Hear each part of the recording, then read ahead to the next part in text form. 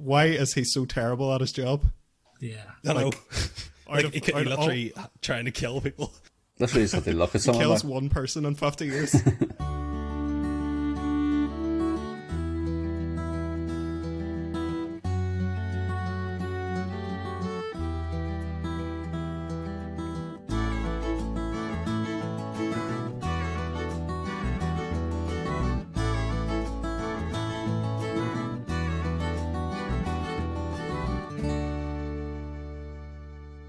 Welcome to episode 16. Today we are covering Harry Potter and the Chamber of Secrets.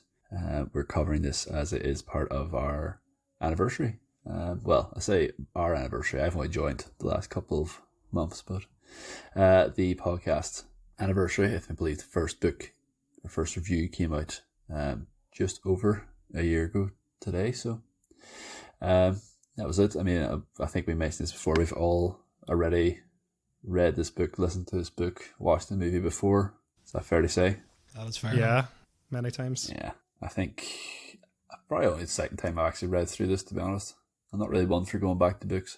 It was actually the first time I've listened to it, so I had to buy it, especially for this podcast. So yeah, I think me and Stephen have this on our reread list quite a lot. Stephen probably more so even than me. No. I just feel like Just once a year, man. I just feel like I always have something of new I want to read, so I'm just constantly trying something different. Yeah. Apart from my checkers, fortunately, that was. So yeah, we all knew the plot anyway, so there's no need to guess that. Yeah. So my thoughts on the Chamber of Secrets, second book in the Harry Potter series. I think it is the weakest of all the books. I think it's probably quite a well-known fact that the author had writer's block during this. I'm pretty sure that's a well-known fact anyways. Could be making that up. Haven't actually fact-checked it. Yeah. I know. I think it's a still enjoyable book. I just think definitely the weakest of the series. But I was still interested, still enjoyed it while I was going through it. I would like to ask Michael what he thought of the book. If he gives a sort of brief overview. Yeah, I kind of touched on it last year when I kept bringing up Chamber of Secrets. So, and I mentioned basically what you said, Jason, that I think it's the weakest of the Harry Potter series, and I think I also mentioned that there was a lot of coincidences and stuff in this book. So I was kind of under pressure re-listening to this because I was like, oh, I have to find out what I don't like about it now, and so I have to talk about it because I have to justify what I said last time. But I don't want to do that. Like listen to it. I just wanted to enjoy listening to it because overall, I do like this book. I do think it's a good book. Despite it has the weakest in the series in my opinion as well, but I still think it's a good book. I think every Harry Potter book is at least a good book. The reason I think it's the weakest is it's sort of repackaged Philosopher's Stone in a lot of ways. I think it's more like Harry Potter 1.5 is what I've heard it described as, and I would agree with that. It's like episode 2. It's not really, it doesn't feel as consequential as future installments in this series does. It's kind of about adventure of the week, sort of, is what I feel about this book. It does introduce a lot of important things, and we'll touch on that as we get into it. There are a lot of things that are set up that pay off in the future of the series, so it is still important. It's not completely inconsequential, but I feel like it is the book with the least consequence to it. It's the book that changes the least. Yeah, it's in this universe. universe. A setup book for later. Yeah. Later installments. Yeah, and I think there's a lot of good in this book as well. There's a lot of it starts the themes of like racism and classism that will continue throughout the Harry Potter series. Yeah.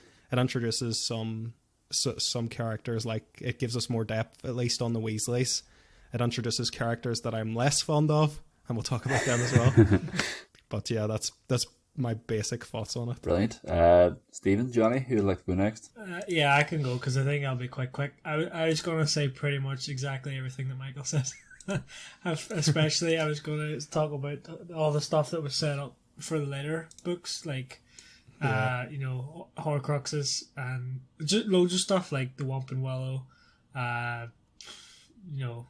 Partial Mouth Polyjuice Potion, all the this sort of vanishing stuff. cabinets on this and everything. It sets up a lot of stuff for later books, but it is definitely the weakest.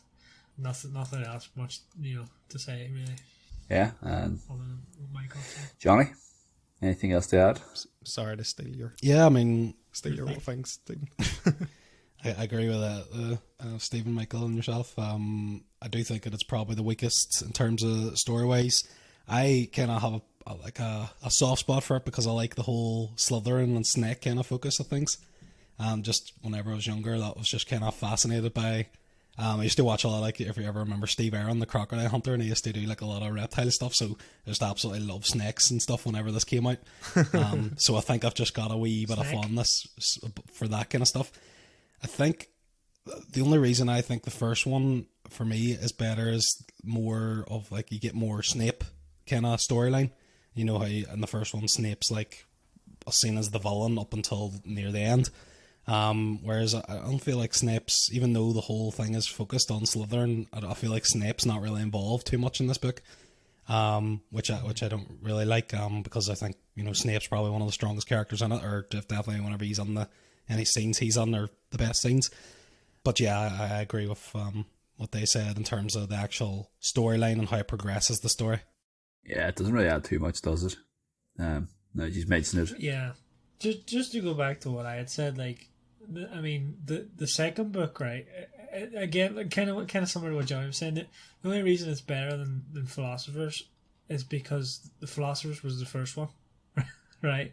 Where that's like the start of the whole adventure, and you're introduced to all the stuff is new, right? Whereas the second book, it's kind of more the same, yeah. Yeah, it follows the Philosopher's structure so closely, and I don't think it's a bad thing for like books to have a set structure. It's just Harry Potter became so much more than that. This is just kind of an episode of Harry Potter more than a everything changes. Like, there's so many things that are similar. Like, there's this hidden / secret part of the castle. There's Voldemort is behind it, but he's manipulating / possessing somebody. Harry catches the snitch in a weird way. Gryffindor won the House Cup after they get points for being the heroes. There's a red herring. It was Snape in the first book. It's Draco in this one.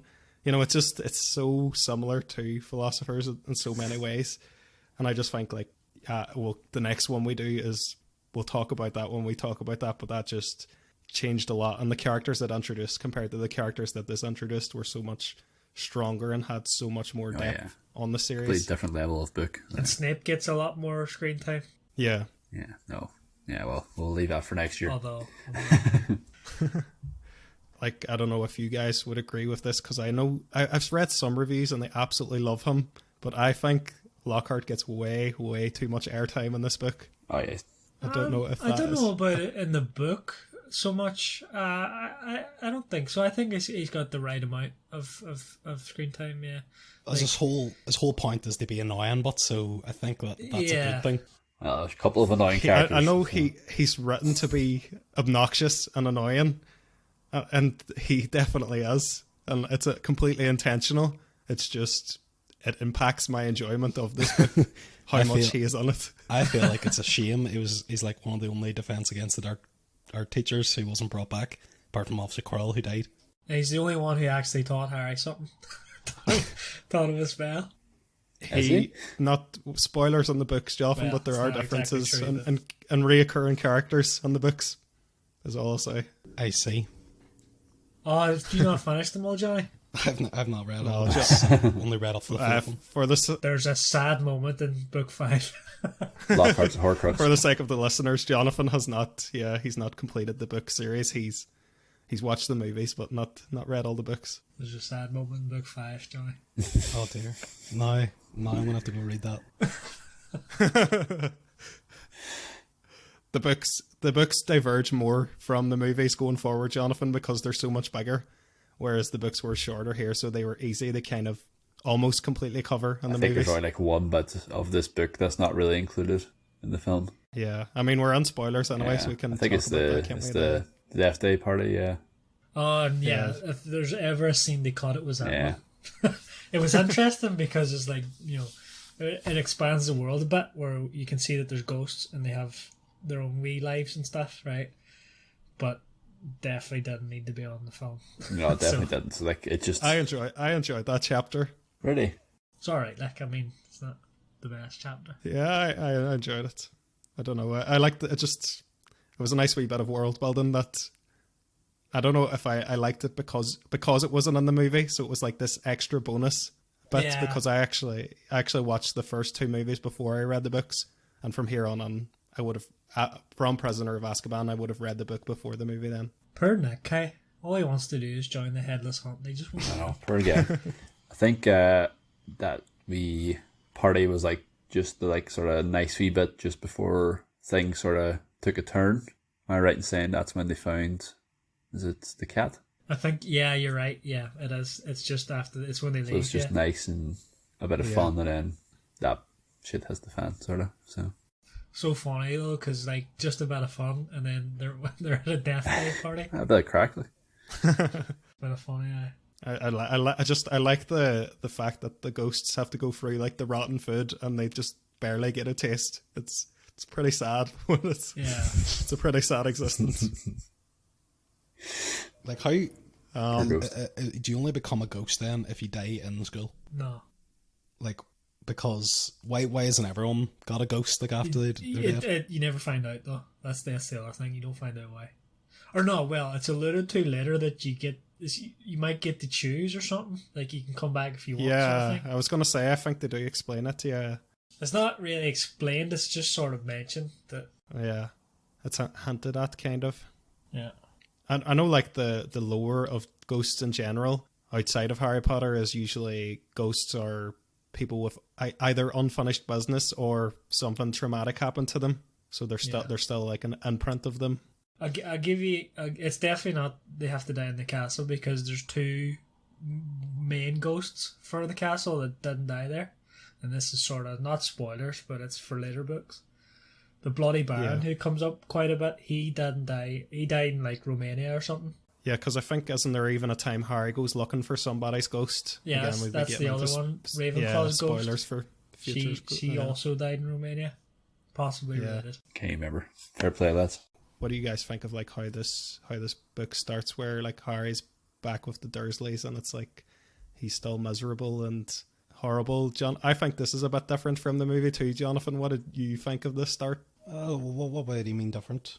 I think the Dursleys are infinitely more abusive in the books than they are in the movies. Yeah, absolutely. Like in the movie, it's more like a comedy kind of thing. The way they go on, it's like you can't take them seriously. Whereas in the book, it is real like hatred.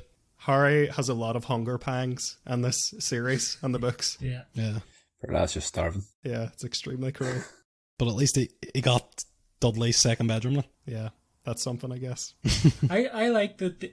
I like that they go back to it goes back to the Dursleys at the start of each book.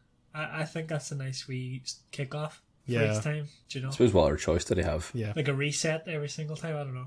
Like he was also 12 years of age.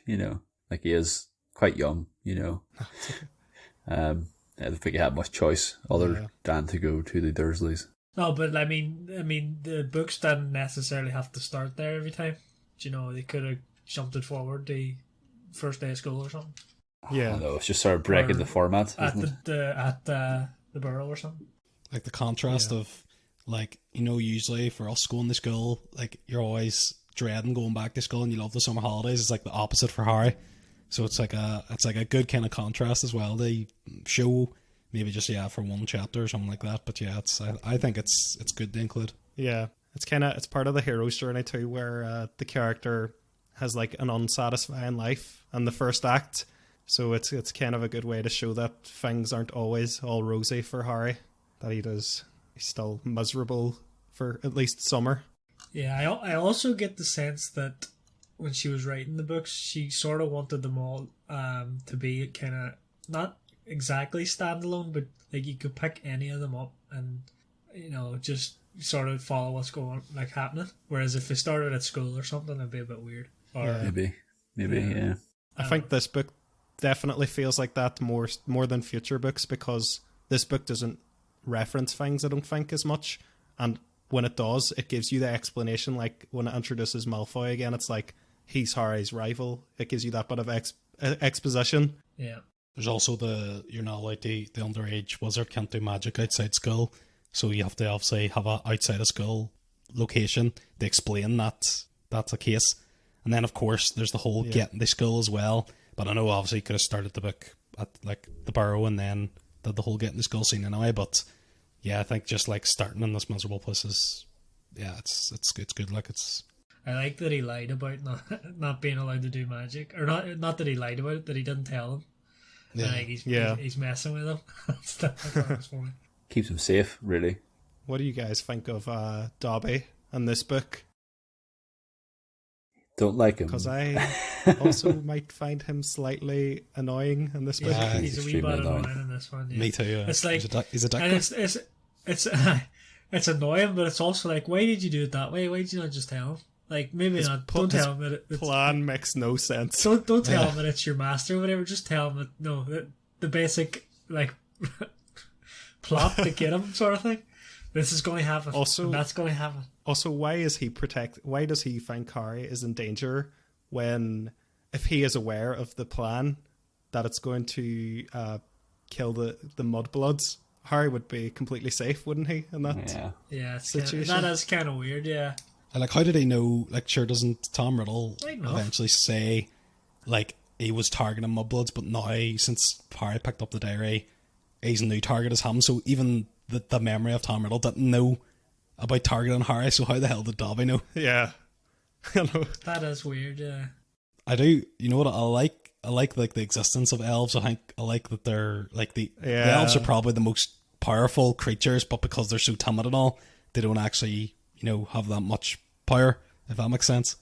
They just love doing jobs as well.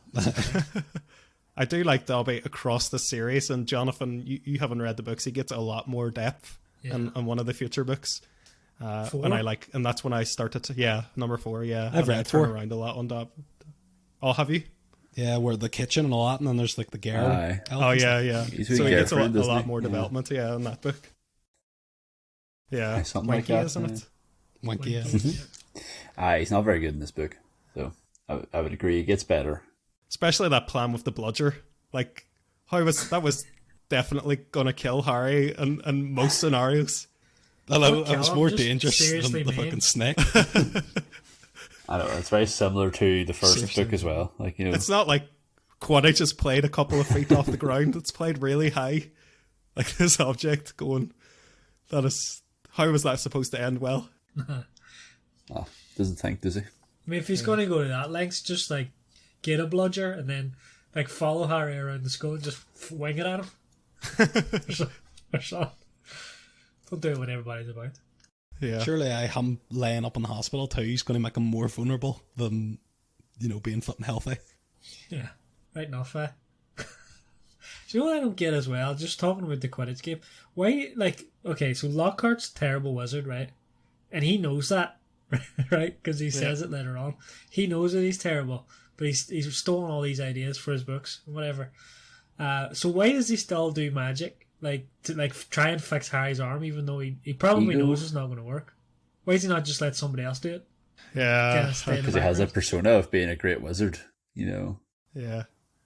Maybe he's bullshitting himself. Bullshitted that that he's now believing himself. Yeah, I think that's exactly it. He's inflated his own ego so much where he thinks that this is the truth, that he's fooled himself.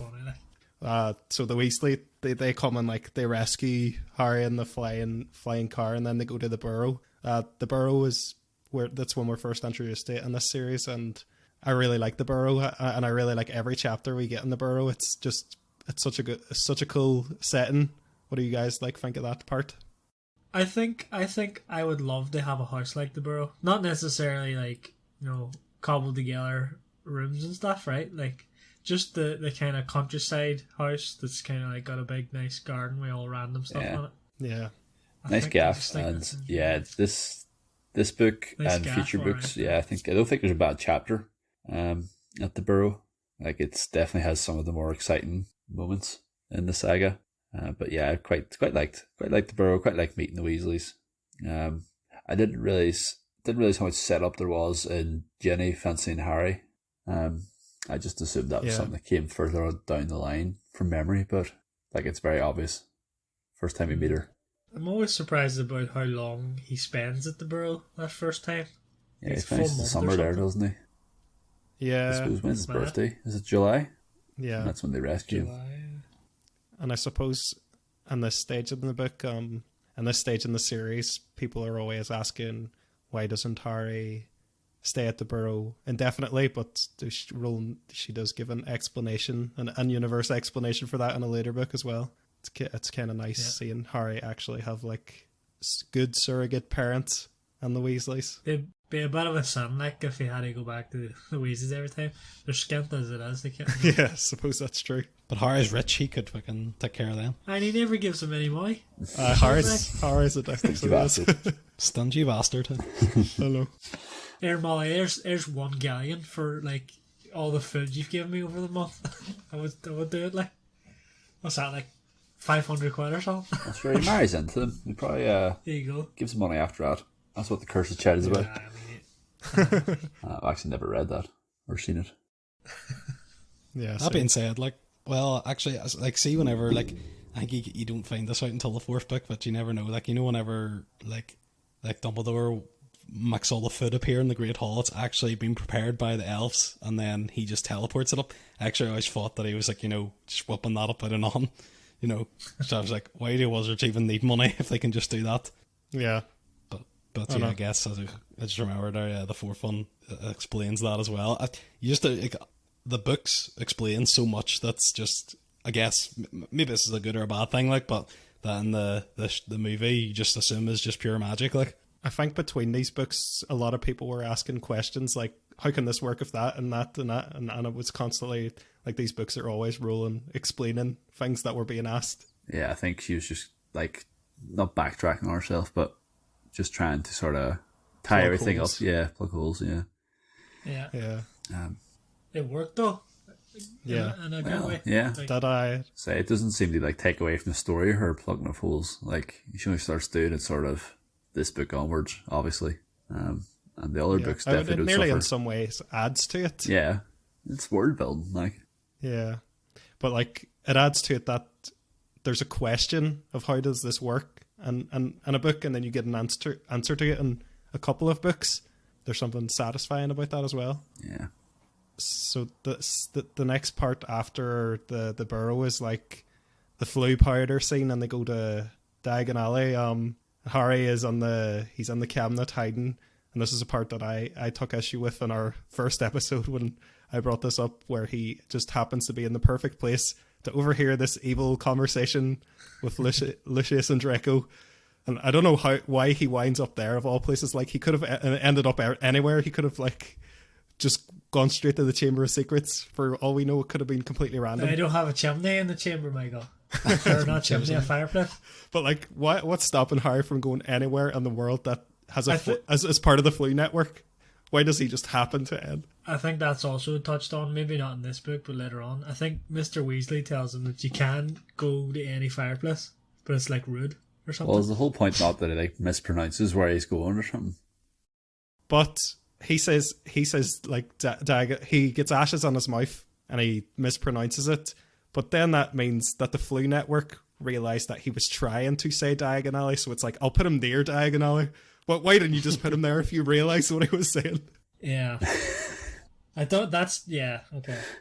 You see what I'm saying? This always did my head on, but it's just, I don't want to be nitpicky on this book, but that part just... That's the whole point. Always did my head Nitpick it. And nitpick it, go for it. What do you guys think about Lucius Malfoy? We're first introduced to him. I think he is an excellent character throughout the series. Really like him. Yeah. From start to finish, well, from this book to the end, I think he's great. He sort of has an arc in a weird way. Yeah. Where, like, I suppose all the Malfoys do, don't they? Spoilers for later books, but yeah. Yeah, no, I like how Lucius. he's like, it goes on like the big man, but he is just a coward. Like he's, you know, like again we find out in later ones he is just a coward. We're terrible at sticking to this book, aren't we? He's like a good character. Like they have this, you know, the power again. He's like the elves. It's like he has this power and money behind him and all, but he doesn't use it because he's afraid. I like how him and Arthur just have a full-on brawl at a bookshop as well. Yeah. Another They can do difference. magic, but they're just fist fighting. Yeah. Another difference from the movies. The fight does not happen in the movies. They just argue in the movies. Arthur whereas- better him though, I reckon. Yeah. He's a scrapper. Easy. Yeah. Yeah, he's from a poor family, he can scrap. Yeah, definitely. So yeah, we've met Lucius, and then the lads try to get the train, and for whatever reason they can't get through the platform, and the train obviously leaves, which we later find out to be one certain house elf's doing. So then the lads, Harry and Ron, take the flying car all the way to Hogwarts, and we get introduced to the Whomping Willow for the first time. So what's everybody think about this particular part? This was a better plan from Dobby. Right? Where he's just blocking him from getting there. But he didn't see it the whole way through. Like a tube. Fucking Dobby, man. He closes the barrier and then he dusts his hands out. He's like, happy days. He leaves. Yeah, less murder, so Yeah. That's murder. A lot of people, I read reviews of this, and like a lot of people have issue with the decision of Harry and Ron to take the car instead of just waiting. But I don't know. I think it kind of fits. They're both hotheads throughout the series. I think it is something that makes sense that they would do. And I really like the flying car sequence. It's fun, and as is the Whomping Willow, which is another thing that's set up in this book for the future of the series. yeah. Yeah, I agree. Like, I think I like the car scene, and I do think it is something they would do, but it does really scream that she needed a way for them to get into trouble at the start. Yeah. But the car comes back into it as well. Like, it wasn't just a complete one-off. It does, yeah. What about you, Jonathan? What do you think of this part? I mean, I like the car. Like, I like the car has a personality. Like, I guess too, the whole thing of the car is you find out more about like Arthur Weasley's kind of work in the book. You know, not so much in the movie, but in the book, you kind of find out about what he like. You know, he does the Muggle studies or whatever it is, or what is it he does? He works with misuse of Muggle artifacts or whatever it is. But then he's misusing them as well through like testing in his own garage or whatever. It's kind of an interesting like wee backstory to him, but it's I like as well the whole in the movie. It doesn't happen in the book. In the movie, you know, the part where his tires like falling out of the. Or is it Ron or Harry falls out of the car? That doesn't happen in the book, doesn't it? I think that was a slight difference. It's like falling. Yeah, like when they're trying to find the train. Yeah, I think they needed something more like suspenseful in the film. Yeah, in the book, I think they just sit eating like Werthers for like 5 hours. But the movie introduces Ron's big sweaty hands by doing that, so That's right. I feel like that's also a recurring thing. It's too sweaty. How the hell is Harry too holding on that car door and that? Like, that's ridiculous. Like, absolutely a 10-year-old or 11-year-old boy doing that, fucking flying. Great upper body strength. Big hench Potter. Absolutely no chance. And then Ron, no bother, pulls him up. Fucking tank. That man's been starving all summer and he's still shredded. It's like that scene in fucking. That's what it is, Michael. He knows that the feast's coming up. He's like, I need that food. It's the adrenaline. It's the hunter's instinct that's kicked in. Do you know what scene in Batman Begins where fucking Liam Neeson's falling off the edge of the thing and Batman like pulls him up with one arm, basically a bicep curl. It's ridiculous. Of like 6'4" fucking Liam Neeson wearing body armor and everything. It's ridiculous. Weighs well over 100 kg, like just curls him up no bother. Oh my god, I know. Out of all the things that happen in that series, that is. Yeah, we're not talking about Batman, but that's ridiculous. But that's how I compare this to. Yeah. I'm funny. I'm a funny guy. That's You see that? Classic. yeah. The cancer. Schindler's AIDS or List. something, is it? Skip.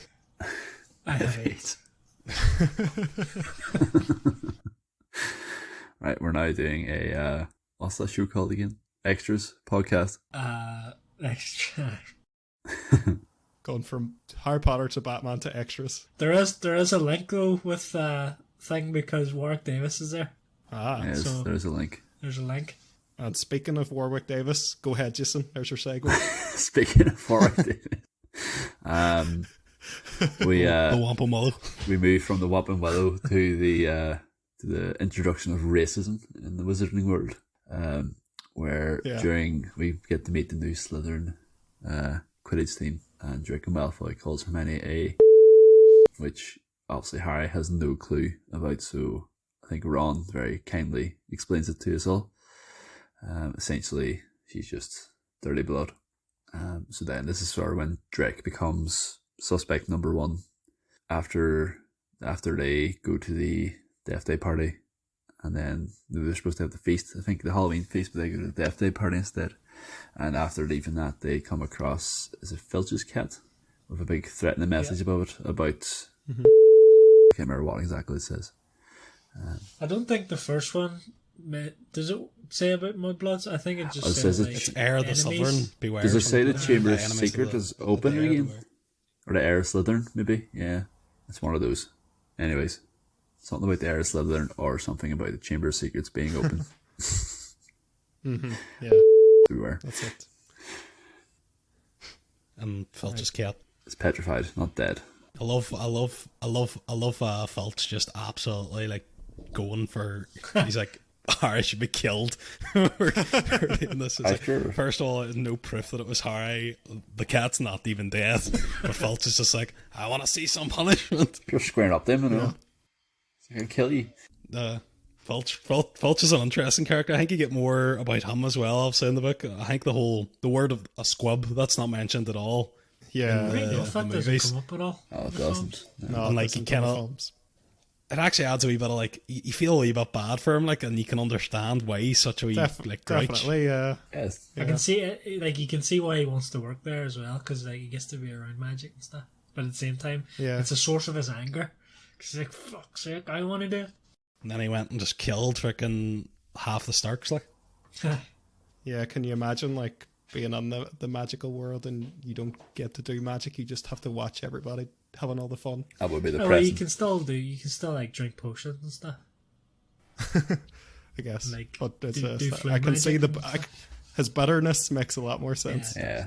That's a And lot I more can't pain. believe Jason dropped all those hard M's, and there I'm did, gonna have aye. to edit those or bleep those out there. Jason, that's shocking. Like, you can't be Sorry, lads. seriously dropping the Maybe M-bomb. dropping squibs there. God, Without- actually, without warning. Can't be away from it. That would be fun. Hard days. I think that's also the sort of, well, not the introduction of Parcel Tongue, but because I think there was the initial, the very start of the first book, but I think it's the reintroduction of Parcel Tongue in Chamber of Secrets. Leading up to the attack, Harry can sort of hear this voice, I think threatening to kill or something as well. So, Yeah, I think I mentioned on our last episode, I think Rowling's so good at like building on things that have come before, where I don't necessarily think she had it all planned out the way a lot of people think. I think she's just great at looking at things, and this is an example of that, I think, where Harry spoke to a snake in the first one, and then she kind of came up with Parcel Tongue, I think, in this book, is the way I think that it happened, rather than it already being this thing that she planted. I think she just was great at building upon things that had already happened and giving them explanations further down the road.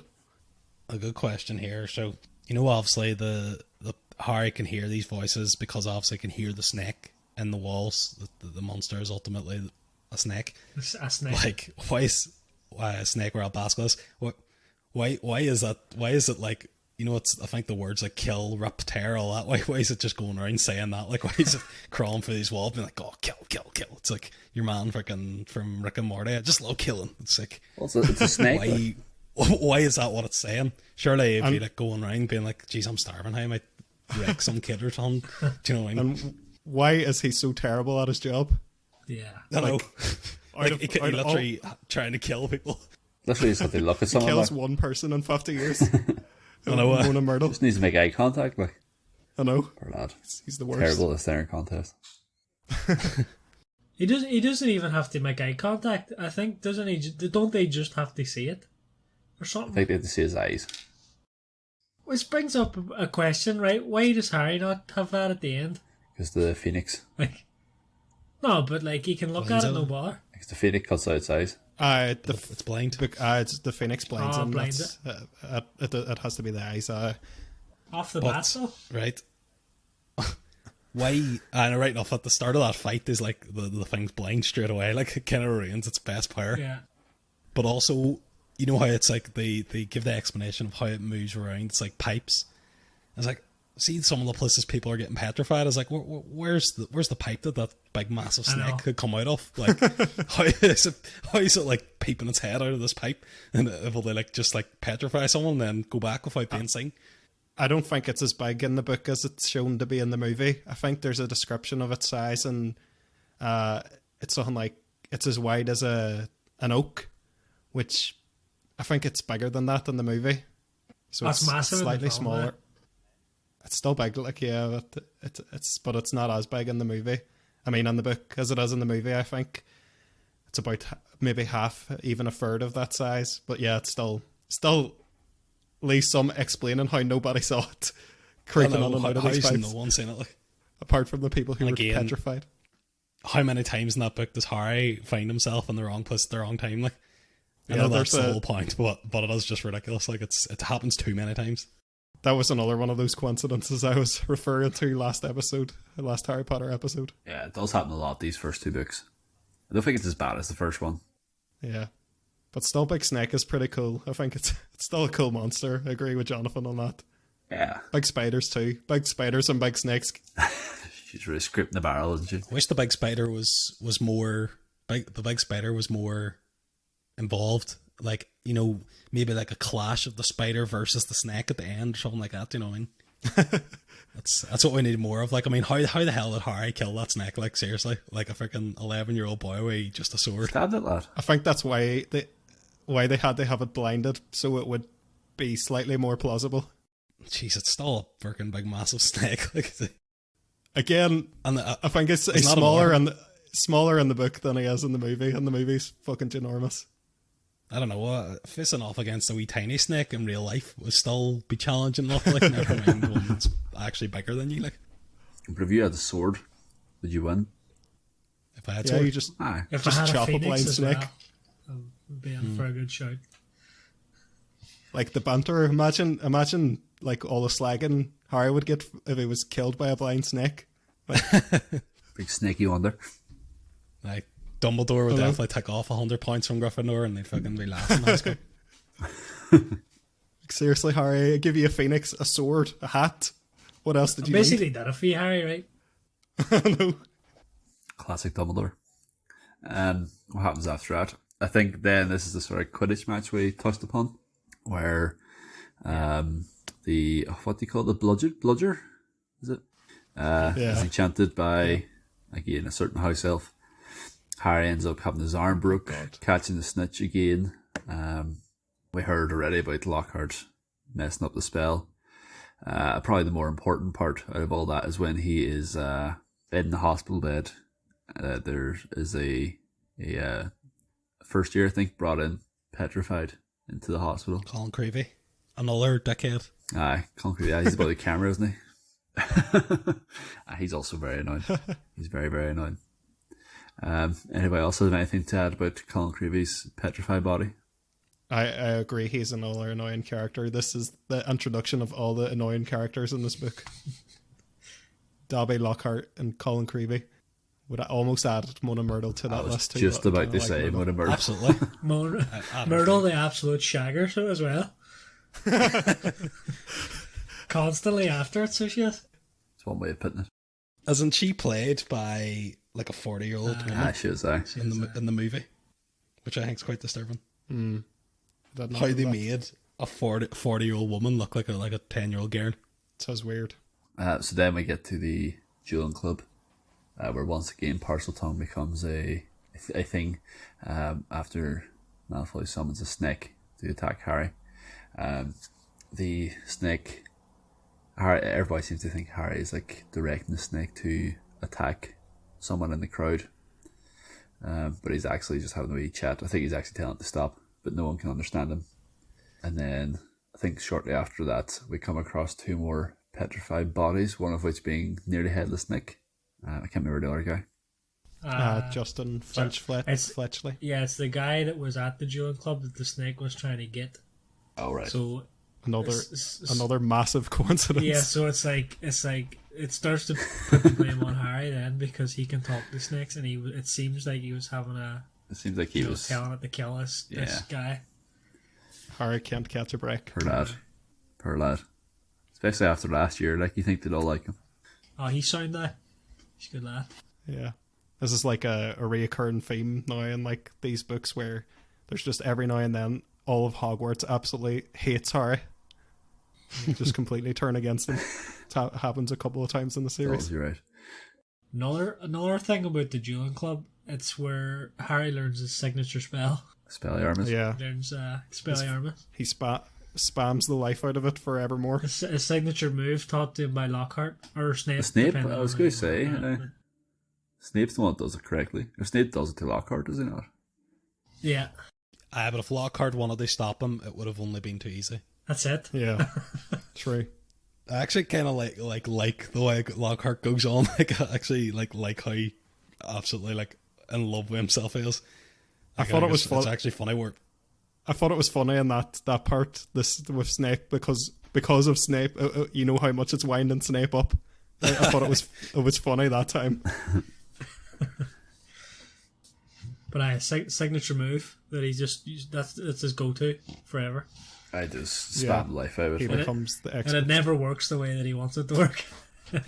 It's funny, that spell, isn't it? Like, it's supposed to be the disarming spell, but like whenever like you do it some ways, it like disarms their wand, but then like you know in the number 3 in the movie, whenever Harry does it, they Snape apart. Absolutely. It's like away. It's like Kamehameha. I know. Like, what is the spell? Is it like just like, you know, hybrid kind of spell where you can use it in different ways depending on where you... It does whatever Harry wants it to do in the specific moment. he just calls it that, but he's actually using different spells every time. He just likes saying the word. Is there a movie mistake, just to go back and oh wait, have we done the Eat Slugs part? We did, didn't we? Yeah. That Is that was a the movie bloodlet. mistake? That was the Because bloodlet, yeah. Ron doesn't say a spell, and don't they like they haven't learned that yet? They learn that later in the series. I think it's because he's got the big broken wand. I think he just tries to do some curse on him, but then he like It 'cause it's got a backfires. broken wand. Yeah. Can't remember. And that's also like But a he bit just of says Eat foreshadowing. Slug. He doesn't actually say a curse. I think you're right. Yeah. All What do you powerful. mean? What do you mean? I think he just says the words, eat slug. Like, he does Yeah. magic without actually saying the word. All right, Yeah. I see what you mean. Now. And they do learn that ability, but they learn it later in the series. Yeah, you're right, actually. It's not in the book, but looks like a movie mistake possibly. Yeah, it's funny, but so. Yeah, it is funny. And to be honest, like, there's like, I always think it's like, I think Voldemort and Dumbledore are like the only two that really do it, but like, they can like do magic sometimes with just their hands. Like, is it in the 5th one where Harry's about to like do a spell on Voldemort and he just like waves his hand and Harry's wand flies out of his hand? It happens a lot in the later book. There's a whole bit in the 6th book where they start to learn how to do that, and it's really difficult. Yeah. And stuff. Yeah, because I always wondered, that's not really explained in the movie. Yeah, wands just channel the magic, don't they? They're what the wizards are. Easier The for a wizards or beginner. witches are the sources of the magic, but the wands channel it. Because Harry does that at the very beginning of the story of the Philosopher's Stone, where he's doing magic without a wand. Like, he makes the glass and all disappear, but I was like, oh, what is what's the rule? But it's yeah, because there's a whole bit of thing about goblins in the books as well, where they're like mad at the wizards because they won't tell them how to make wands, but they can also do the same sort of magic, and they're like, "Go on, just tell us." The wizard's like, "Nah." Yeah, I'm sure Dobby can do magic just by clicking his fingers. Like. So it's the same thing there, yeah. And he's dead So strong too. the humans don't tell them because it's like a superiority thing. It's like, I'm telling you. And then they're also like, there's one, they can like say like someone then Harry and Voldemort or whatever don't need to actually like say the word, like say in like the 7th one when they're fighting and stuff like that, like they don't actually like say a spell, but they'll actually like cast something. And I guess like again, as you get more adept at the spell, you don't really need to say it as long as you can feel it. Yeah. But then that's explained in the books too eventually. What happens when there's loads of Dementors and Harry needs to absolutely scream Expecto Patronum, like, and, do you know what I mean? Because obviously that makes it more powerful, like, so. That's the Yeah. That's how it works. It's nothing to do with his memory. It's how loud you scream it. Yeah, if I learnt anything from Dragon Ball Z, the bigger the screen, the better the power. Glad you thought of Dragon Ball Z, because I did too there. Right, what happens after that?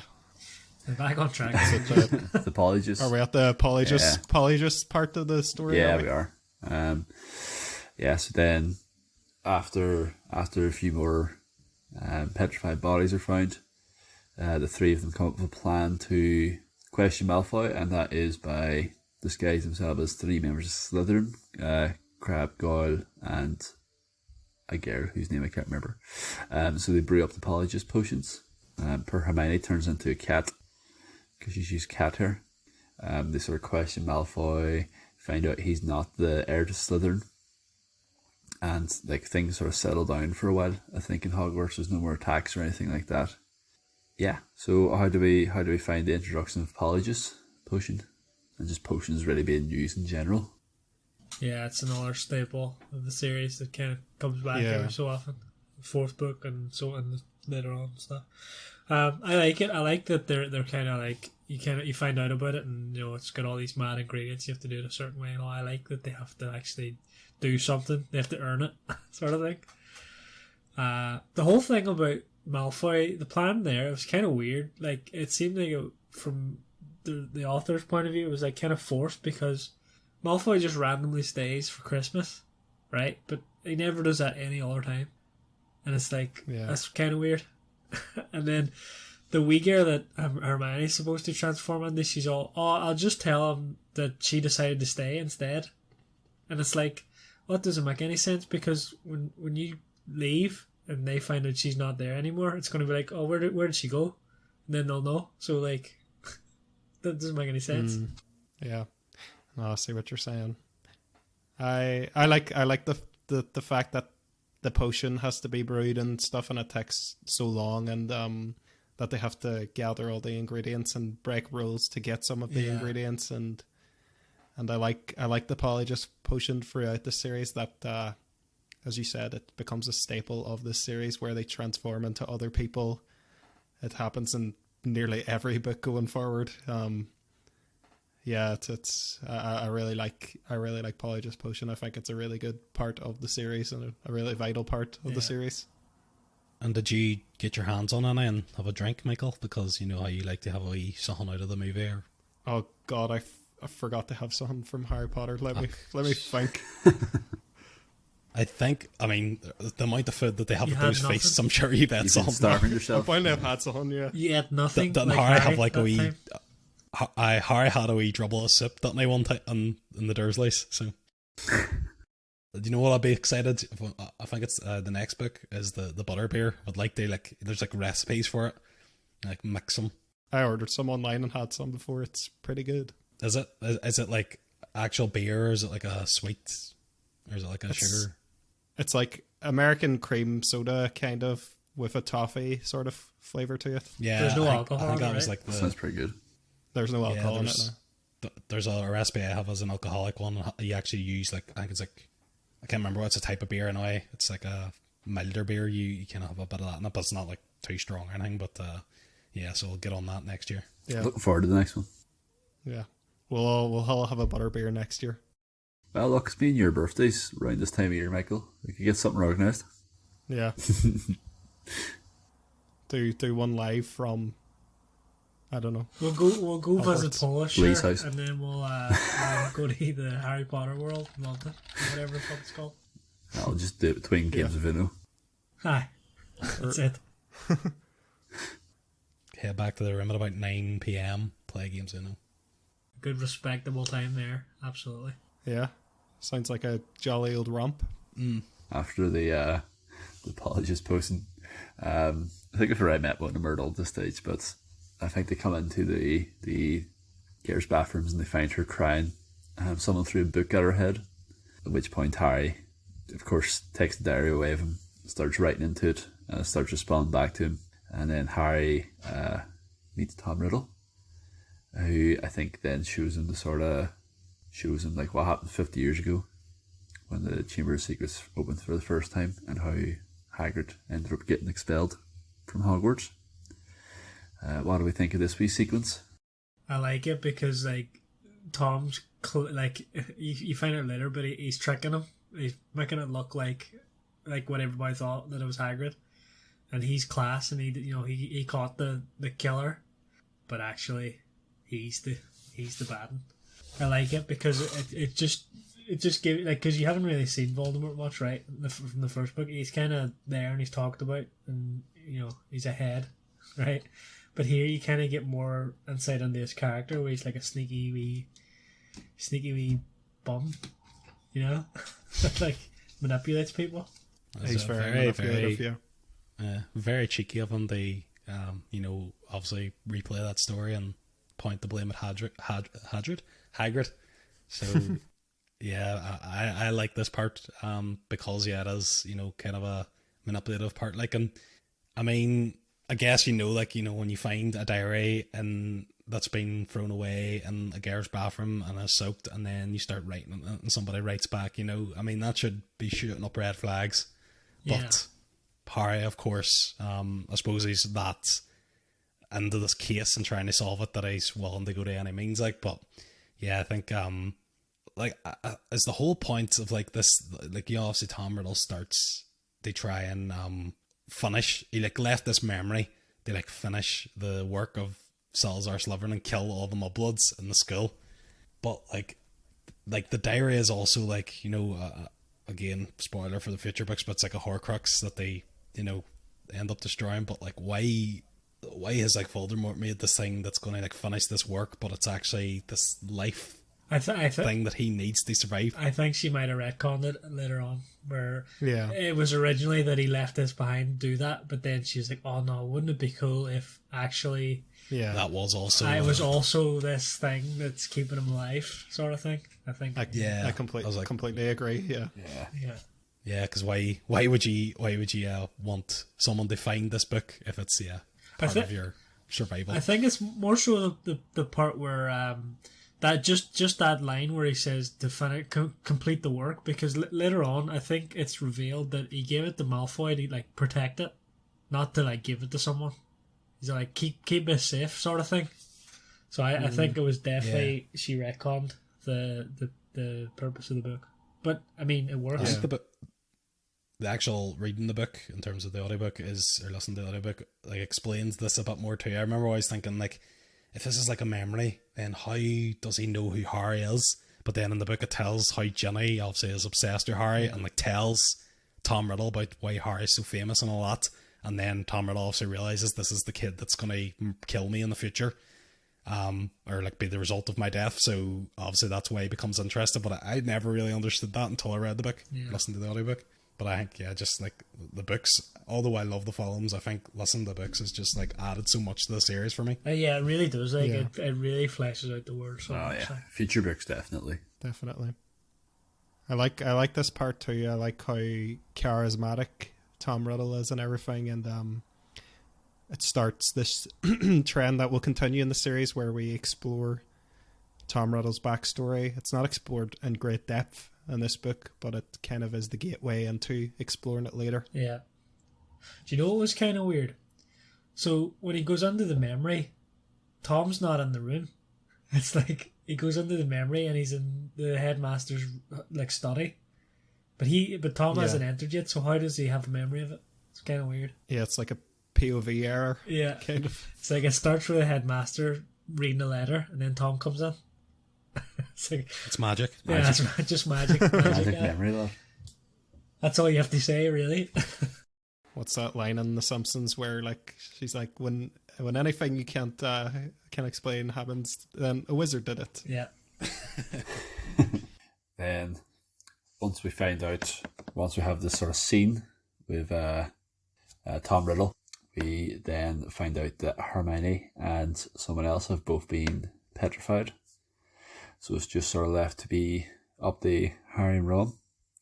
So they go to reach Hagrid, but once they sort of get there, we get introduced actually to the Minister of Magic, because he shows up quite a lot in future books as well. Cornelius Fudge himself and Lucius, who also works at the Ministry, come to sort of remove Dumbledore and Hagrid from Hogwarts. Hagrid because they think he's the one responsible, and Dumbledore because they think he's not keeping the school safe. And then as they're sort of being led away, I think between Hagrid and Dumbledore, I think they essentially both like look at Harry and Ron like wink, wink, wink. You know, Hagrid says to go to follow the spiders. After that, Harry and Ron sneak into the Forbidden Forest, find the spiders, get speaking to, is it Aragog? I want to say. Aragog. I always really call him Aragorn. Yeah, it is. Always find it very similar. Completely different things. They get speaking to him, find out that the massive spider was not the monster that killed that person 50 years ago. But they find out, I think they find out who the person that was killed was, and they decide it was Mona Myrtle. At which point they then get chased out of the forest by the spiders, and they get rescued by the flying car. It's not the monster that killed one girl 50 years ago, but it's just going to kill these two boys right now. I know. They're quite gullible as well. They're just like, oh, aye, that's grand. That makes sense. Like, they just take it at face value. And it's another terrible plan by Hagrid. I know. Do you know what I like that it kind of adds to the mystery of Dumbledore, where he sort of knows that they're there, even though he didn't see them, but he knows that they're there somehow. Yeah. And he's like, oh, help will always be given here. And then Hagrid's just like, somebody should follow spiders. And feed me dog as well there, would you? You know how Dumbledore knows. How does Cornelius Fudge not realise like what's going on here? Like he's supposed to be, he's the Minister of Magic. He's supposed to be like, you know, I'm assuming he's a pretty good wizard, like, and pretty smart. I think this chapter is like good for, you know, the very important role of making the car the hero. Like, obviously, I was rooting for the car the whole time, so it's good to see it come back here and save the day. The sentient car. Don't know. Obviously, you can maybe fill me in if the car makes any future appearances. It doesn't. No. It doesn't. He Well, lives happily ever after. That's the whole series ruined. So, do we have any more to add about the big spiders? Do you think it's the car's still out there? The spiders do, in the though. Forbidden Forest. But the car doesn't. I love the Forbidden Forest too. Like, you know, obviously it's such, like, obviously named the Forbidden Forest isn't, don't go in there, and I'm pretty sure they go in there in every single book. Multiple times, yeah. I can think of book 5 they're in there. Like, I don't know about 3 and 4. I think it's good because of the simplicity of the name, but it's like, surely she could have just like came up with something a bit more, like, something a bit better than the Forbidden Forest that they're not allowed to go in there, but then they end up going in there all the time. It's where you're going to go spend your detention in the big dangerous forest. I know why. Unless you're in trouble, in which case we're going to put you in there, because obviously it's quite dangerous. You might die. It's just standard Hogwarts. Correct. Like, well, sure, Dutton Filch used to say they used to like chain them upside down and stuff, and that he misses the screaming. Oh, misses which scream. Means that it wasn't even that long ago, because of, obviously if he misses it, then it was in his lifetime. And I think that was a movie thing. Like, yeah, it seems like that might be a better reason to remove Dumbledore, like, rather than these dangerous things happening. Mere minute, I hear you put people in the Forbidden Forest for detention. I think it's more like, hold on, you're not chaining people up. What do you mean? Sacked. Disgraceful behaviour. On the spot. Well, see, Cornelius Fudge doesn't even know where he is. I think he doesn't have a clue what Hagrid was on about. Like, how does he not, like, put 2 and 2 together? Like, why is Dumbledore spouting random things and then Hagrid does it as well? Like, plot holes. I think that's one of the lesser ones, to be honest. Magic. Yeah. I guess. Just magic stuff, yeah. A wizard did it. Just magic. Just magic, lads. Wizard did it. Do you know what's weird too? It's kind of more weird later on. It's like, so the governors or whatever, like Dumbledore out, and he's like, oh, no bother, that's grand. Now people are dying, but are getting petrified, but sure, that's okay, that's fine.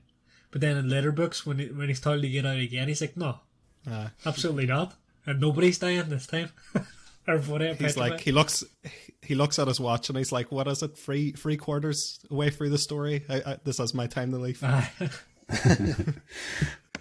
I'll just remove the most powerful wizard so Harry can stay the limelight again. Do you think if, like, Dumbledore went down, like, they fight the snake, he would have just absolutely ruined it in about 2 minutes? Like, do you think there would have been any carry on? Or do you think you need Harry to be the Like Harry's like this kind of like that lucky that he beats these people. Like really, any other wizard would probably get killed by these monsters or whatever Harry's fighting. Like Harry's just got this obviously this luck about him. You know what I find funny about all these books? It obviously has to happen like this to be like narratively satisfying. That Voldemort's evil plan always comes to fruition at the end of the school year. But wouldn't it be funny if like it just his evil plan was like in the first couple of months, and then they just continue free school and be like, that was mad, wasn't it? That was mad, eh? Because we'll just get on with things Time now. for exams now. Well, Because it happens at the end of the school year, and then they go on summer holidays, and then the next year happens, and it's like everyone's forgot that Harry fucking saved everyone and almost died, and it's just like everyone hates him again. Or That was 2 months ago, Harry, get over it. well, It's like the third book, Michael, Hardy's- Voldemort doesn't even show up. So Oh, that's true, yeah. Doesn't. maybe she realised that. She's like, right, well, maybe I'll not do that. again, but all the crack happens near the end of the school year. It's all the best bits. I mean, yeah. I guess it wouldn't be a good book if it all happened at the start and then the book was over after a month. Yeah, and that's what I mean. It narratively has to happen that way, but yeah, it's again just it's like this book has like coincidence that makes sense that have to happen, but it's just Yeah. like set itself up that there's so many of them. yeah. There's a lot in this book. I just think I still don't think it's as bad as the first one. I've shit on this book a lot. I just want to say I really like this book. I like the characters. He's and going to read it at 5. Flawless masterpiece. I like I like the characters. I like the mystery. Big snake, big spiders, a flying car that's also sentient. Fuck, a good old fun time. Good old romp. It's got a bit of everything. Like it's got all the necessities that you need for a good book. Sets up a lot, as we said, for the future of the series. Yeah. Sexually deviant ghosts, all the things that you want. Well, we've heavily touched on what happens at the end here already. But yeah, so after the debacle in the forest, somehow Harry and Ron find a piece of paper in Hermione's hands that no one else has found in the months previous. And So that they literally just lumped her up to that bed and just dropped her there. Don't even do nothing else. Just didn't clean her once. done like check to see has she got any other injuries or like anything. Like just plot her on. That's it. Just lay there. She's sacked. Like just leave her. Like she's grand. So they find out. Find out it's a basilisk. And they overhear, I'm pretty sure, Ginny Weasley's been taken into the Chamber of Secrets. Is this a bit unsatisfying though that Hermione has the thing, because it means the mystery was solved off screen or off page? Weeks beforehand, by the sounds of it. No, it was. I think it was the same day that they went to Hagrid. Oh, was it? Oh, well, like. I think it was the same Oh, day, sorry. and that's why they were going to Hagrid like straight away, because they were like, or no, Harry was going there, and they heard Hermione was in the hospital. Sorry, I'm getting And confused. they go I there think and she like, spent. Hagrid wouldn't have done that. I think after she turned into a cat, she spent months in the hospital. That's where I'm getting mixed up. That too, yeah. Aye. But yeah, it's just it's lazy writing. I think it's just But see, magically that's what it was, solved. yeah. So I think there's something like Hermione says, "Oh, I'll be back in a minute. I just need to go and check something." Like she's figured it out, but she hasn't told him yet.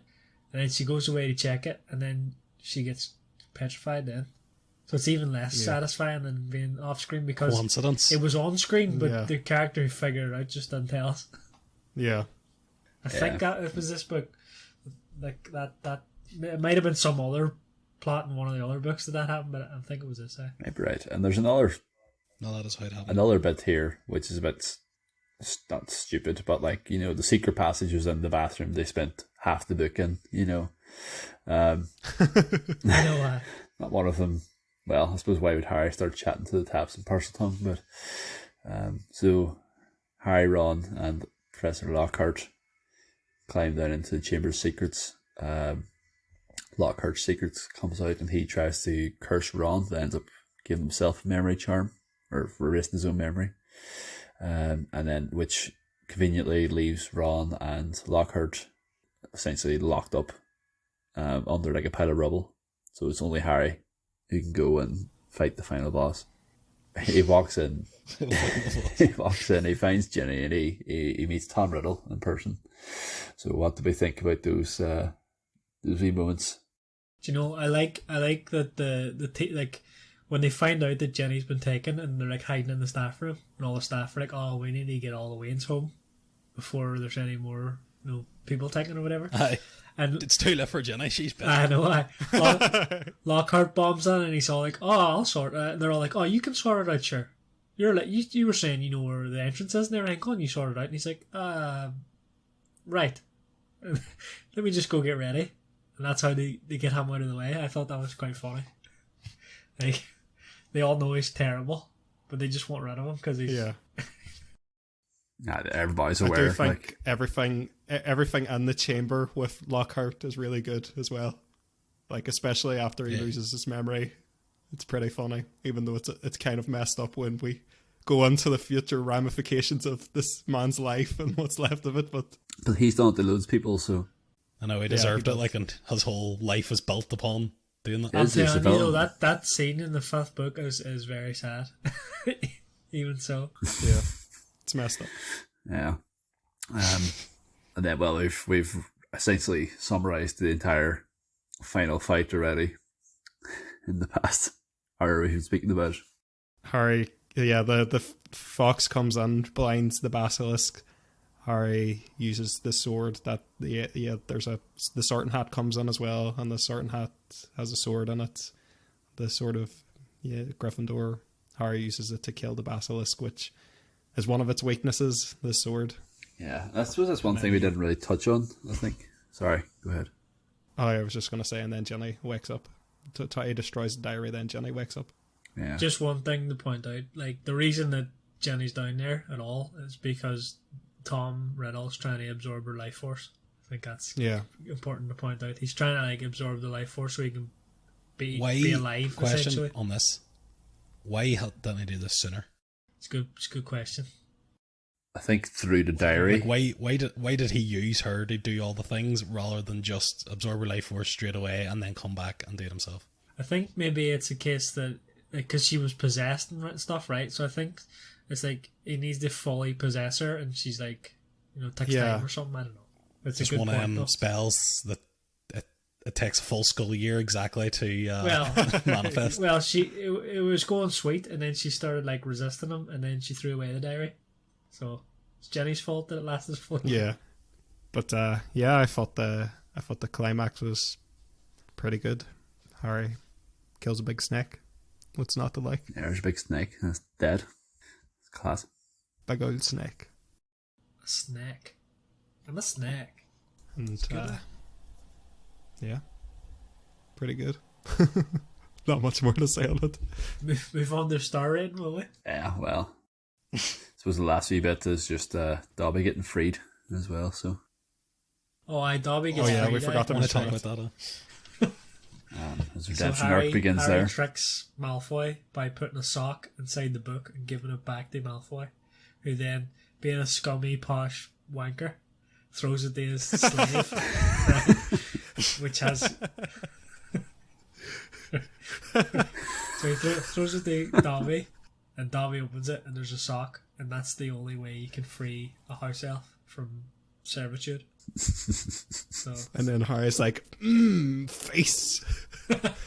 And Lucius is straight up going to kill him, like, which is it's always weird, like, because that's his breaking point. In the film. And the movie. He does go to say. Yeah, go ahead, Jason. He goes to say Avada Kedavra, doesn't he? He's in the middle of saying it. He's about to say it, yeah. Use the kill curse, like. He's about to murder a child like 2 feet away from Dumbledore. Yeah, and he's definitely got all their servants as well. Like, and he could definitely buy a new one. No sweat if he didn't. It's weird. It's funny how Harry too obviously hasn't changed, and how he gives the dirtiest, like in the book, it's like a big dirty slimy sock. He's like, even though, and then doesn't Dobby like still have the sock then in like the future books? He he wears it all the time and hasn't washed it. Classic Harry. Classic. So that's us finished our spoiler review of Harry Potter and the Chamber of Secrets, Book 2 of the Harry Potter saga. I would like to just move on to, I think I'll just go with Michael again, keep the same order as before. Michael, if you could give us your star rate for the book. You know what else is weird? Just final thoughts. Like, at the end, Dumbledore pure, like, goes to Malfoy. He's like, I know you done that. But he doesn't get him, like, arrested or anything. I know why they basically like hint that Malfoy, like Lucius, was I fully know that basically he did that. I almost caused Ginny to killed and Voldemort to return.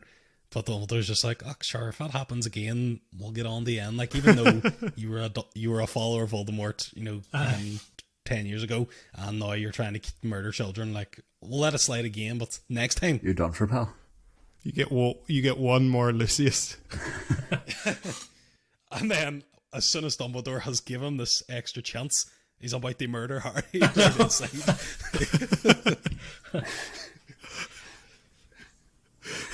He is 1 second away from doing it. Star ratings.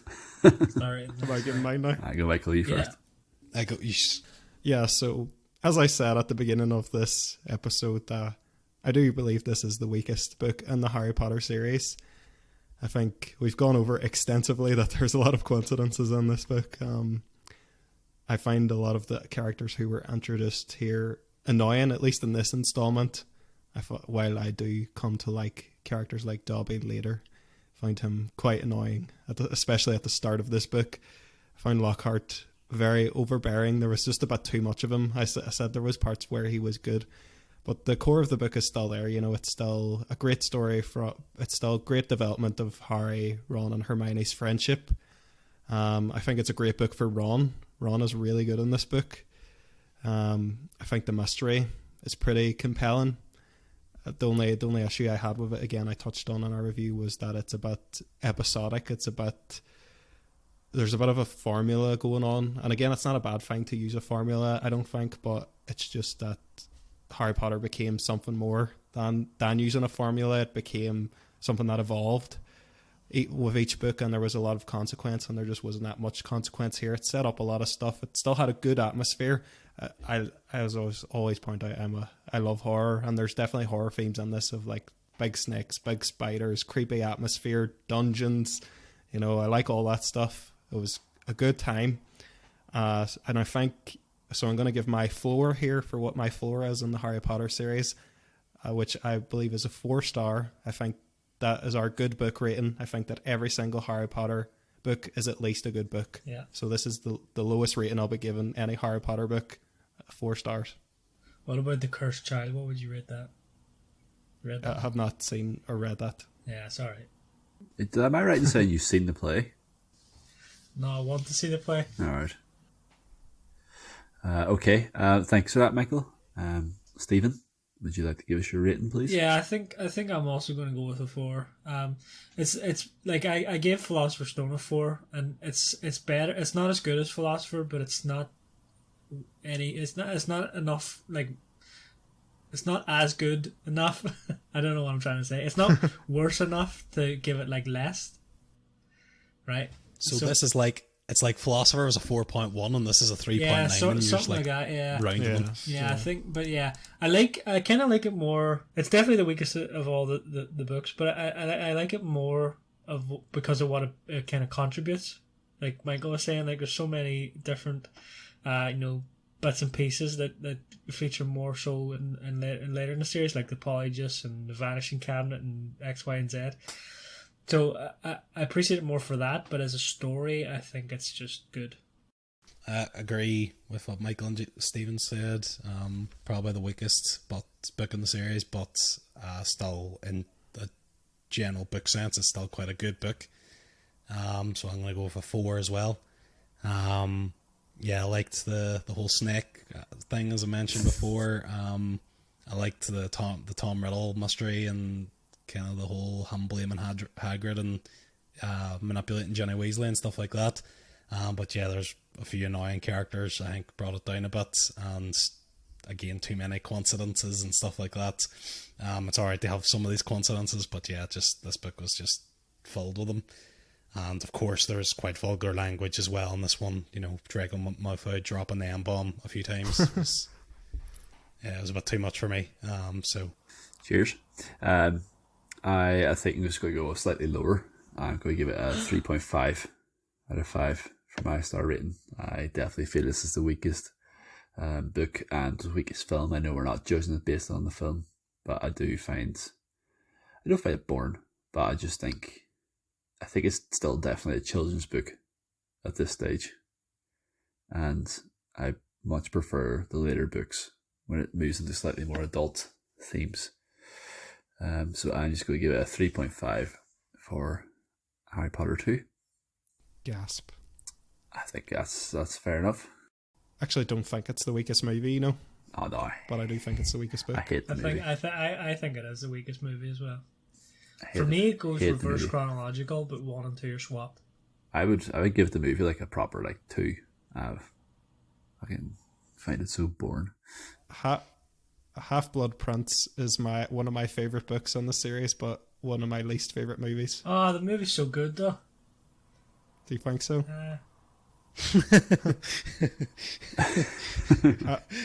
Just the way it went down. I love. You're saying you don't like it, and then Stephen's like, but it's lethal. Why do you not like the movie? I need to revisit it, Stephen. But I remember coming out of the cinema, and it was the only time a Harry Potter movie had disappointed me. It's because you know what? Actually, the 5th film is better than the 6th. Maybe that's why. Because like, I need to revisit it. They know specifically why. We'll get there. We'll see you in 4 years' time. Yep. I mean, is there any point in chatting about comparisons to other media? I think we've sort of dropped in the books enough in the movies. It's Wizards. like Rivers of London. It's good. Oh, I wonder that J.K. Rowling ripped that off. You think so? It's actually very similar to a book that I was going to recommend for the next one, but I'm not going to. Yeah. Harry Potter 3. Would be against it. Let's just do the lot. It's a little known title called The Sorcerer's Stone. It's weird. I would be against blasting through. The Cursed Child. Cursed Child. What did you say, Jason? I said I would be against blasting through them because I've never actually listened to them, but we'll keep it an anniversary special. You can still do it, like. I know, but I just hate rereading books. At least if I've done them recently. Right. Aye. So let's move on to trivia. Yeah, Trivia. I've already touched on the famous writer's block. Has anyone else got any other trivia for Chamber of Secrets? Yeah, I've got something that kind of links in with what Michael was saying about the Half-Blood Prince. So, funnily enough, the original title for the book was going to be The Half-Blood Prince. So she changed it because, like, apparently she felt it gave too much away of the plot. But like you can see and she was going to also introduce like different aspects that came into it in the 6th book, and you can kind of see remnants of that different places, like with the vanishing cabinet and like that scene in Nocturne Alley where Draco's there. He buys or he notices a few items that eventually reappear in the 6th book, like the Hand of Glory and the necklace and stuff. And obviously Horcruxes and everything. So you can see sort of remnants of where she was going with it originally. But I just think it's interesting that that's the way she was going to do it first. She was going to front load all the more adult stuff, which I think is interesting. What do you think about that? Yeah, that is interesting. Yeah, I never knew that. No, I didn't know that. I'm actually surprised at that. I didn't know it until I was looking up trivia earlier on. I'm glad she But it's didn't do definitely- it. Glad she didn't do it more adult. Even though I've just scored the 2nd book down for being a bit of a children's book, I do appreciate that they mature as the audience and like the actual characters mature. You know, Yeah, I think yeah, if it went definitely. too hard too soon, like it would have been hard to sort of up the ante. Yeah. Every other book. I also saw somewhere that Gilderoy Lockhart is based on an ex-boyfriend of hers. So she just pure blasted him in the books. He must have been a big, massive twat. Must have been, yeah. She Taylor Swifted her boyfriend. Yeah. It's dangerous, Michael. Are you sure you want to be bringing their fan base against us?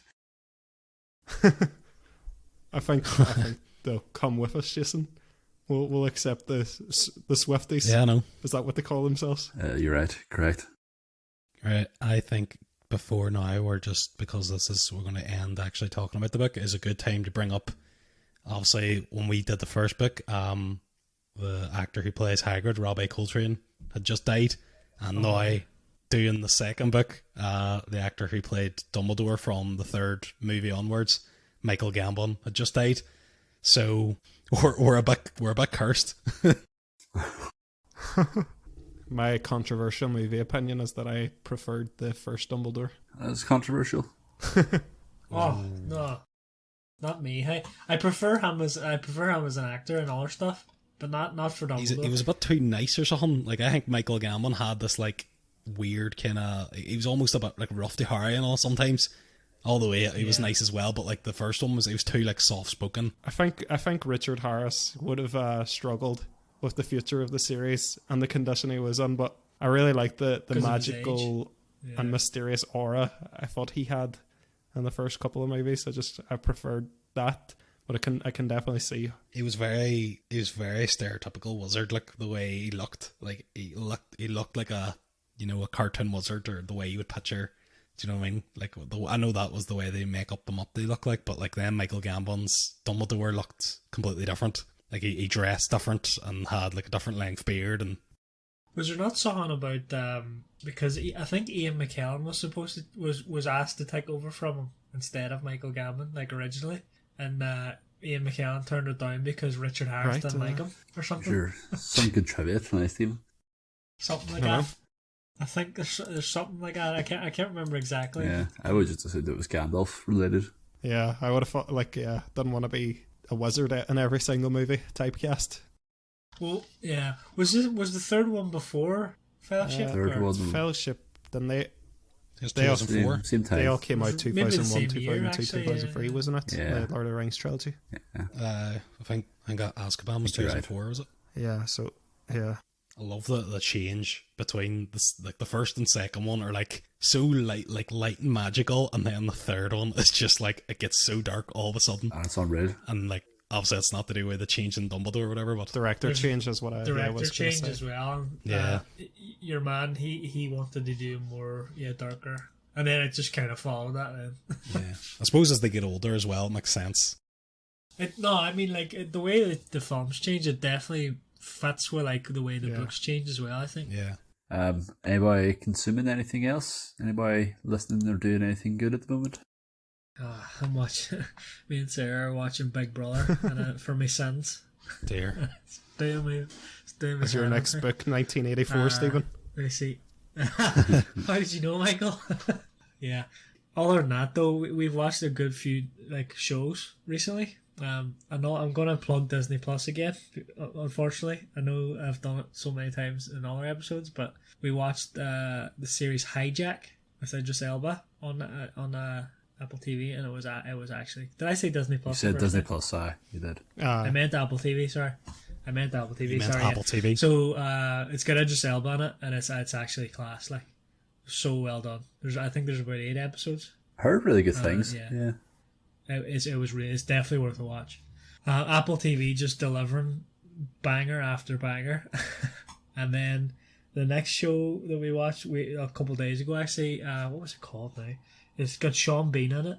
It's a BBC. It's on iPlayer. That the prison Does he one? die? No, I didn't. Well, that's spoilers. The prison one, Time. It's called. Which it was also really good.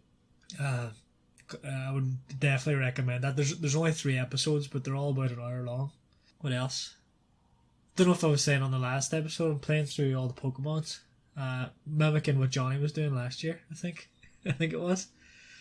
I'm currently playing through Emerald. Oh yeah, Loving Nice one. it. 100% did Crystal. Filled the Pokedex. Everything. How'd you do Madness. that? It took me so long. Can imagine. did you get Celebi? And I had to cheat Celebi, and not cheat, like I had to cheat the event to happen, because obviously you can't get it. Because that's the only thing I don't like is like there were Pokemon. I know that it was supposed to be because Pokemon was originally created for like this whole social thing of the whole trading and being at these gatherings and all. But obviously that'll happen like mostly in Japan or like places that aren't Ireland. So I felt like we missed out on that, and then I wish like you know they would like make a way for people to get it some other way in the game. Yeah. Like, I had to cheat Celebi in, but for the rest of them, like, what I was able to, because I'm playing it on emulator, but like link up the other games in a separate emulator window, and you can do like trading that way. So Like the Celebi one should have been like once you get the rest of them, then you unlock like a special event or something. It's like the reward for completing the Pokedex. yeah.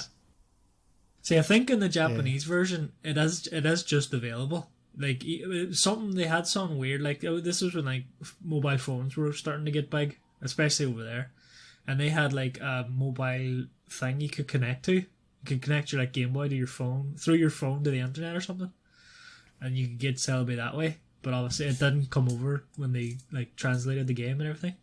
So that part was left behind, annoyingly. But yeah, 100% of that took me forever. I think I had like 101 hours or something in the game. And halfway through, I was like, why am I doing this? But yeah, doing Emerald now. Nice. Michael, Johnny, use up too much? Go for it, Michael. Yeah, I'll go next then. I was talking last episode about Ted Lasso season 2, how cheesy I thought it was. Continued on to season 3, and I have to say, I think it is really good. I thought season 3 was really, really a step upwards, and I was actually shocked to find that the sentiment online is that season 2 was really good and season 3 was a step down, because I think the writing and acting is so much better in season 3, and the storylines, there are cheesy moments still, but like because of the good writing, I can accept them a lot more. The storylines, I thought it's actually very heartfelt, the third season, and the genuine moments actually got me a bit more emotional. I thought it was. What do you think of Zaba? Upward. That was what I was alluding to. These still cheesy storylines, but it's funny as well. I wonder who he's based on. They're like all based on like real players. Yeah, I know. Another one is a podcast that I'm consuming that was actually recommended on this show by somebody. It is Short History of. I believe it was Jonathan recommended it. It was. I still listen to it. Greta and I are both listening to it. I'm actually discussing the episodes. Podcast idea. There you go. It's really good storytelling. It's really, I love how general it is, how wide sweeping it is, how every episode has its own focus point, and it's just it's told just like a story, like the Pompeii episode, telling like for what it would have been like to be in the town and everything. I found that so intense, and I was like, this is great, because this is how I want history to be. I want it to be like a story, and I listened to the space race followed by the moon landing episode. That's actually the moon landing episode. It was like this haunting, swelling music. It makes you kind of appreciate what people would have been seeing and everything. It's just it's a really, really good podcast. It's up there. So it's like really immersive, like if it's Yeah. got Yeah. background and stuff. I love like they say like it's like say the Pompeii one, and they're like talking about like say like Pompeii and like markets. They'll play like background music of like a market, people chattering and stuff. And I think it just really adds to the effect. You feel immersed, like you're there. And I just think it's just anyone that loves or likes, even has any remote interest in history, or talks about everything too. It like talks about specific people throughout history as well. Like there's like one on Amelia Earhart and stuff like that. It's all different things. But it's like every episode is just focused on this one thing and just gives you this brief overview of what happened at this time or whatever. But it's just a great podcast. Yeah, see, it sounds like I would like it, but then the immersive noises, I don't like that in audiobook, so I don't know if that would be a deal breaker for me. I think it's better on the podcast format. Like I agree, it doesn't suit audiobooks, but I think for bite-sized things, it's more tolerable. I think it's the only thing that has been able to scratch my Dan Carlin itch. I think they're up there anyway as storytellers with Dan Carlin. They don't go into as much depth as he does, but they go into greater breadth because obviously they can cover an episode every week. And then the last thing I wanted to talk about is something that I'm consuming with, and this is going to sound like an ad, but it's not. One thing that I have purchased recently, I've never had like an expensive set of headphones, and I wanted like noise cancelling headphones to give them a try, so I got like the Bose QC 45s. Really, really good, really comfortable. block out the sound amazing. Like I wanted something I could like walk across heavy traffic with, but still be immersed in what I'm hearing and not hear the car that's about to hit you because you're too immersed and you're too immersed. Well, I put them to the ultimate test, and I walked over the Foyle Bridge, which is extremely noisy. I've never been able to hear anything on any headphones, so I was like, this is the test for these headphones. I walked over. You can still hear the cars. It's like being inside another car. You can still sort of hear them, but you can definitely hear what you're listening to, so I no longer have to pause books or music when I'm beside traffic. I can just continue listening to what I'm listening to. They're really, really good. I do recommend them.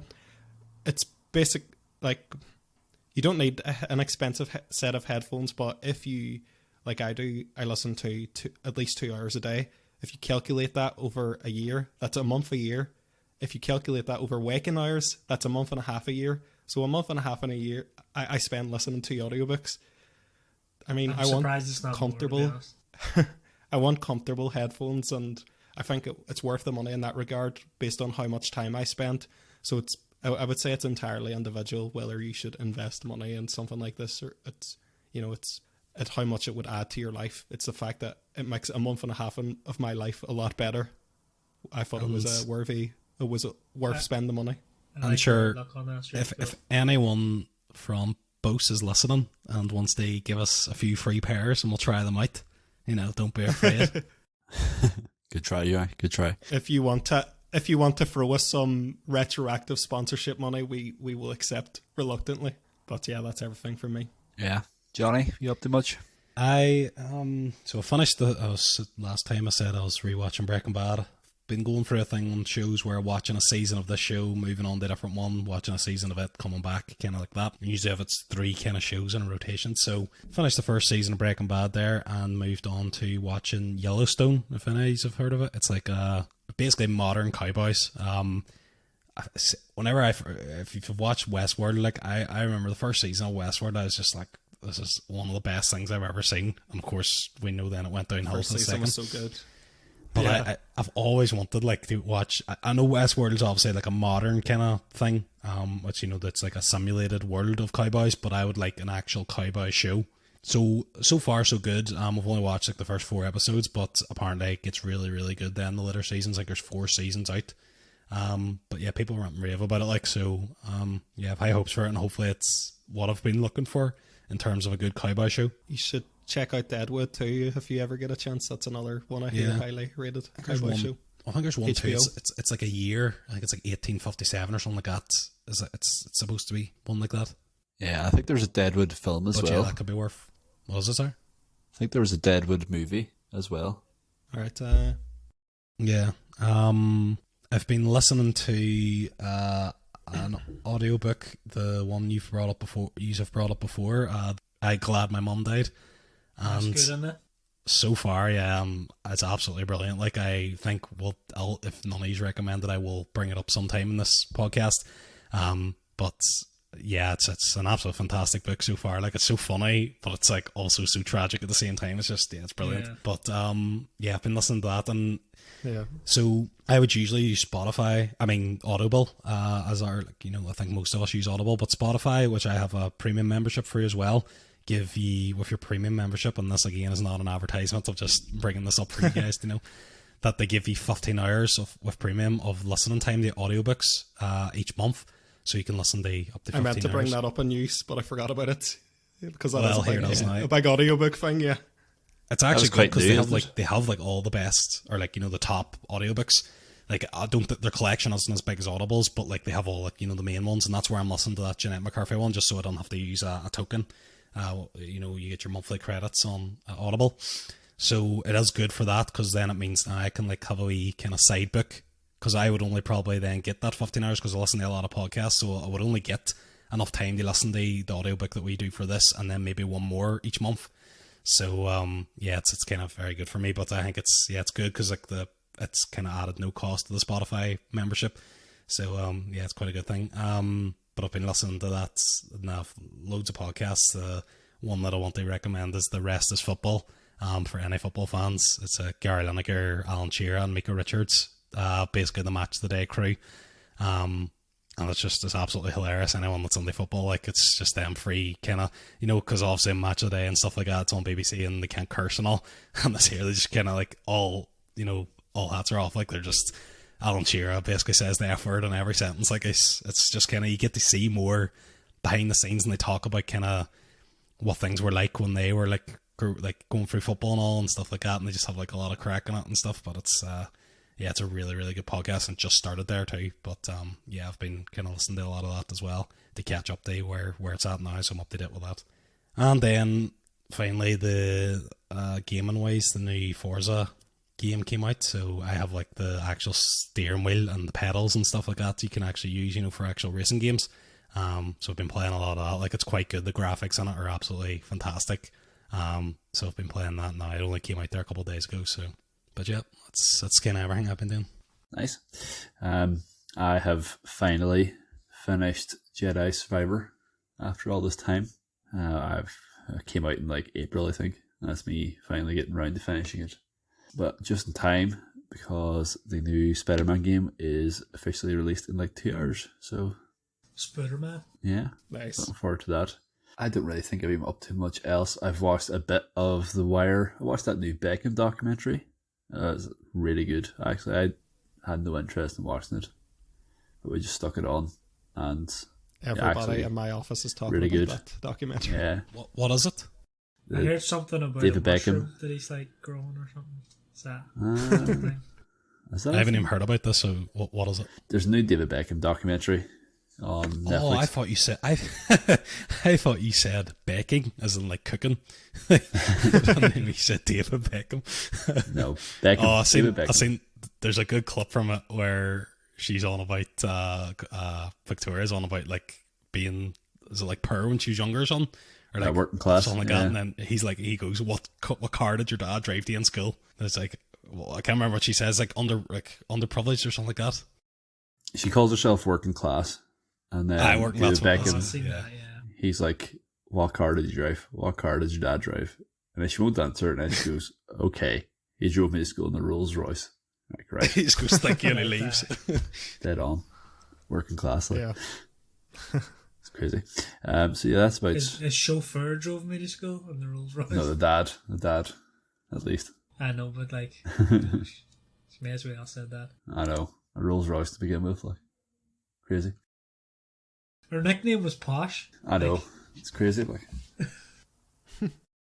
I think that's a lot of, well, it's a rabbit hole we can get into, but I think that's a lot of like rich success people like to sort of make themselves out to be from a poorer background than they necessarily were. Like I built this myself, as opposed to I Yeah. got my dad, he paved me way. Yeah. A lot of them be sneaky about it too, where it's like they started a company, but their dad gave them some like investment money, like millions of pounds worth of investment sort of thing. So they Yeah. didn't really do it themselves. They'll say they started from nothing, but it's like, yeah, I started with £1 million. I know why. Sneaky. Yeah. It's not bad. Not bad starting money, like. Yeah. I would take it like. No. Yeah. So, I would. Fair start. my dad, if John would give it to me, like, I'd be like, happy days. Thank you, John. Here's John. That'll get From all me. the nights I quit. beating up criminals, Quit Gonna- my job. Gonna invest this straight back into the podcast. get myself a new pair That'll of be- Boss headphones. Guess a studio. Right, we move on to plugs here. Has anyone got any plugs? Remember, this will be our second biggest episode ever, so make sure you plug what you got. I'll go for the usual, my YouTube, just kind of releasing kind of things every month, just programming videos.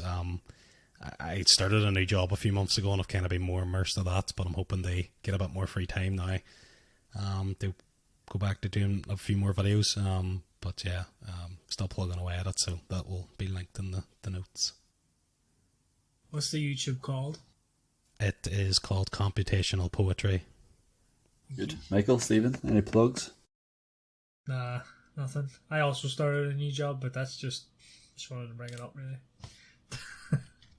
Nothing to plug off the back of it. I also, in addition to this podcast, I do a horror podcast called The Dark Tales. It's short horror fiction. If you have any interest in checking that out, I've recently released 3 Halloween episodes, Doorways, Something Good to Eat Parts 1 and 2. By the time this episode comes out, there'll be another 2 Masks of Halloween Part 1 and 2. Check them out if you want to check out some horror short stories. I enjoyed the Something Good to Eat one. I listened to it there the other day. It was a good one. Haven't got around to it yet. One that may or may not be based on.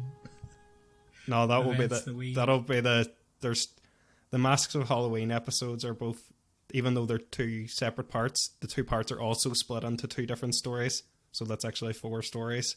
It's the second story of the second part that'll be that. But you let me know, because I want to hear that one.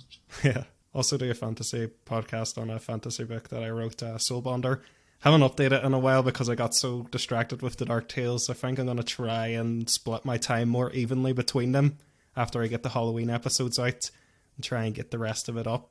So we'll see how that goes. I'll put both those links in the description if you want to check them out. I'm also working on a book that I talked about earlier in this show still. It's called Carlin Row. It's a ghost story. Now that I'm rewriting it, there's points where I'm like, this is simply genius, Michael. This is amazing. And then there's other times where I'm like, this is complete and utter shit. This will never be published. This is awful. So I'm mixing between those 2 extremes almost every day.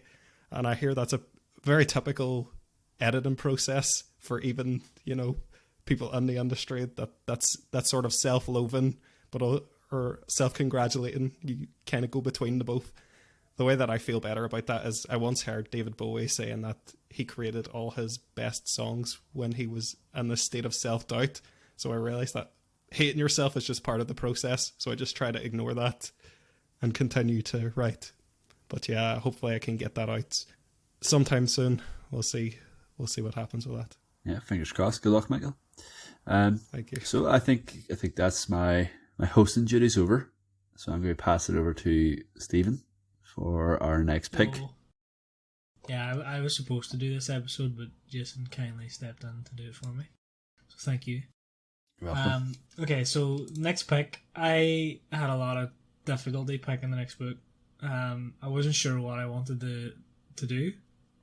I had a couple of different ones floating about that I had either just read or wanted to read or whatever, but none of them seemed to be a good pick because they were too similar to this book or Harry Potter, or we've done something similar before, or I just didn't I didn't want to put you through something that I would like and I thought you wouldn't like, so I had a hard time picking.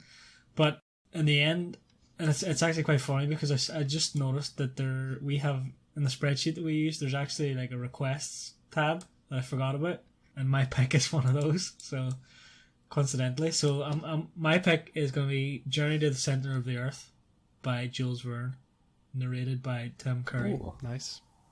So there we go. It's also, by the way, free with Audible this month. So I think it's actually just an Audible original, so it's always free. But there you go. Nice one. Even better. Spare credit this month, please. And that was recommended by Tom that I used to work with. So cheers, Tom. Thank you, Tom.